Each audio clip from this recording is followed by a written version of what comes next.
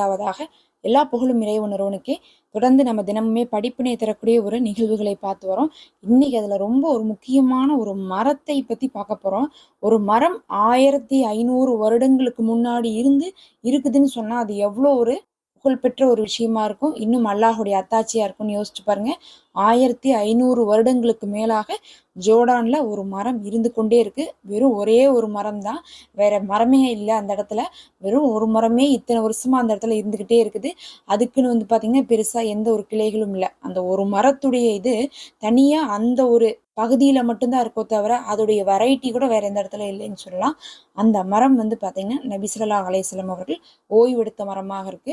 அதனால அந்த மரத்துக்கு நிறைய அந்தஸ்துகள் சொல்றாங்க. முதல்ல அவங்க எப்ப இந்த இடத்துல ஓய்வெடுத்தாங்கன்னு பார்க்கும்போது கத்தீஜா ரலியல்லாஹு அன்ஹா அவர்களை வந்து அவங்க திருமணம் செய்யறதுக்கு முன்னாடியே நபி ஸல்லல்லாஹு அலைஹி வஸல்லம் அவர்கள் கத்தீஜா ரலியல்லாஹு அன்ஹா அவர்களிடத்துல தான் வேலை செஞ்சாங்க. ஏன்னா கத்தீஜா ரலியல்லாஹு அன்ஹா அவர்கள் வணிக வியாபாரம் செய்யக்கூடிய ஒரு பெரிய ஆளாக அவங்க இருந்தாங்க, வசதியா இருந்தாங்க. செல்வ சீமாட்டியே தான் வந்து நபி ஸல்லல்லாஹு அலைஹி வஸல்லம் அவர்கள் என்ன பண்ணாங்க, திருமணம் செய்தாங்க. அதனால கத்தீஜா ரலியல்லாஹு அன்ஹா அவர்கள் என்ன பண்ணுவாங்கன்னா அவங்களுடைய வணிக குழுவை அனுப்பி வைப்பாங்களாமா. வணிக குழுன்னு என்னன்னா, இப்ப இப்பெல்லாம் வந்து நம்ம பார்த்தோம்னா என்ன பண்றோம், கொரியர் போடுறோம். நம்மளுடைய பொருள்லாம் வந்து என்ன பண்ணுவாங்க, இப்ப ஏதாவது உற்பத்தி பண்றாங்க, துணி வந்து உற்பத்தி பண்றாங்கன்னா என்ன பண்ணுவாங்க, நாங்க சரக்கு ஏத்தி விடுறோம்னு சொல்லுவாங்க. என்ன பண்ணுவாங்கன்னா இங்கிருந்து வெளிநாடுகளுக்கு, வெளி ஊருக்கு, வெளி மாநிலத்துக்கு ஏத்திடுவாங்க. அப்ப எல்லாம் அந்த மாதிரிலாம் வந்து வாகனம் இருக்காது. அதனால வணிக குழு அப்படின்னு சொல்லிட்டு ஒரு குழுவை நியமிச்சு அந்த குழுவுடைய வேலை என்னன்னா 6 மாசத்துக்கு ஒரு தடவையோ இல்ல வருஷத்துக்கு ஒரு தடவையோ, ஏன்னா அப்பெல்லாம் ரொம்ப கஷ்டமா இருக்கும். 1500 வருஷத்துக்கு முன்னாடி நினைச்சு பாருங்க. அதனால அப்ப என்ன பண்ணுவாங்கன்னா வருஷத்துக்கு ஒரு தடவை அவங்க தயாரிச்சு வச்ச அத்தனையுமே ஒட்டகத்தின் மேல ஏத்தி அமுச்சுடுவாங்க. அப்படி ஒரு குழுவுக்கு தலைவராக நபி ஸல்லல்லாஹு அலைஹி வஸல்லம் அவர்கள் இருந்தாங்க. ஏன் வந்து அவரை வந்து நியமிச்சிருந்தாங்கன்னா அவர் உண்மையானவர், நேர்மையானவர் அப்படிங்கறதுக்காக அமுச்சு விட்டுருக்காங்க. ஏன்னா ஒரு வணிக குழு போயிட்டு பொருளை இறக்கிட்டு காசை வாங்கிட்டு பத்திரமா கொண்டு வந்து கொடுக்கணும்னா அதுக்கு மாச கணக்காகும். அப்படி இருக்கும்போது அவங்க நம்பிக்கையாளரா இருந்தா மட்டும்தான் பொருளை ஏத்தி விட்டா திருப்பி காசு வரும். இல்லாட்டினா பொருளை எடுத்துட்டு போய் அவங்கவுங்க வித்துட்டு என்ன பண்ணிடுவாங்க, தலைமறைவாயிருவாங்க. அதனால நம்பிக்கையான ஆளராக நபி ஸல்லல்லாஹு அலைஹி வஸல்லம் அவர்களை போட்டிருக்காங்க. அப்ப நபி அவர்கள் என்ன பண்றாங்க, போறாங்க. போகும்போது ஜோர்டானை கடக்கும்போது அந்த இடத்துல இருந்த அல் புகாவியா அப்படின்னு சொல்லக்கூடிய மரத்தின் கீழே வந்து நிழல்ல ஓய்வெடுக்கிறாங்க. அவ்வளோ வந்து பாத்தீங்கன்னா அந்த இடமெல்லாம் மத்திய கிழக்கே வெயில் ஜாஸ்தியா இருக்கும்.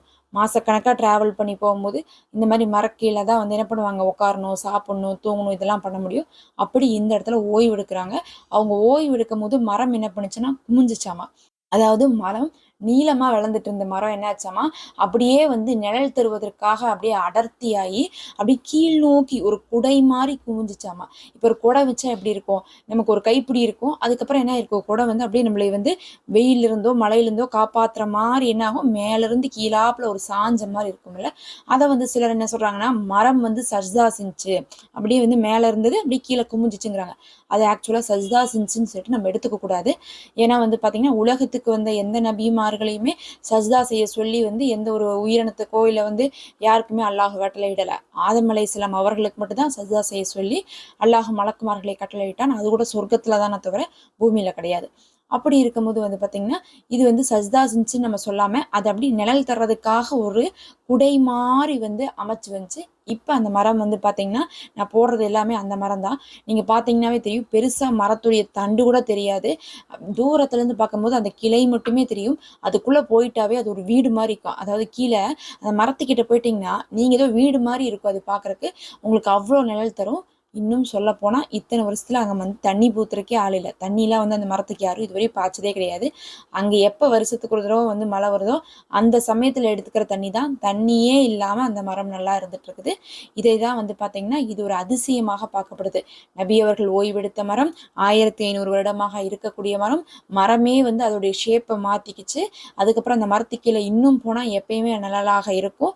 அது ஒரு வந்து பாத்தீங்கன்னா யாருமே தண்ணி ஊத்தாமையே வளரக்கூடிய பாலைவனத்துல இருக்கக்கூடிய ஒரு மரமா இருக்கு. பாலைவனத்துல அந்த மரம் இருக்குது, பச்சை பசையா இருக்குதுங்கிறதே ஒரு பெரும் அதிசயமாகத்தான் பார்க்கப்படுது. அதுக்கு பிறகு வந்து சஹாபாக்களும் வந்து பாத்தீங்கன்னா இதெல்லாம் பதிவு செஞ்சிருக்காங்க. ஒருவர் வந்து பாத்தீங்கன்னா நபி அவர்கள் காலத்துக்கு பின்னாடி வாழும்போது ஒரு பயணி வந்து அந்த இடத்துல வந்து நிழல் எடுக்க பாக்குறாங்க, நிழலுக்கு உட்கார பாக்குறாங்க. அந்த சமயத்துல சஹாபி சொல்றாரு, இது நபி ஸல்லல்லாஹு அலைஹி வஸல்லம் அவர்கள் ஓய்வெடுத்த மரம், நீங்க உட்கார்ந்ததை பார்க்கும்போது எனக்கு அந்த ஞாபகமே வந்துருச்சுன்னு சொல்லிட்டுலாம் வந்து சொல்றாங்க. அதனால இந்த மரத்த பத்தி பல இடத்துல வந்து கொடுக்கப்பட்டிருக்குது அப்படிங்கிறதையும் நம்ம தெரிஞ்சுக்க முடியுது. சுப்ஹானல்லாஹ். நம்ம வாழக்கூடிய காலத்திலயும் இந்த மாரிலாம் இருக்குது பாருங்க. மாஷா அல்லாஹ், மாஷா அல்லாஹ். இந்த வீடியோக்கு ஒரு லைக் கொடுத்துக்கோங்க. இந்த மாரி நல்ல நல்ல தகவல்களோட நம்ம அடுத்த ஒரு வீடியோல சந்திக்கலாம். சேனல்ல மெம்பர்ஷிப் விரும்புறவங்க ஒரு ஹதியாவாக ஜாயின் பண்ணிக்கோங்க.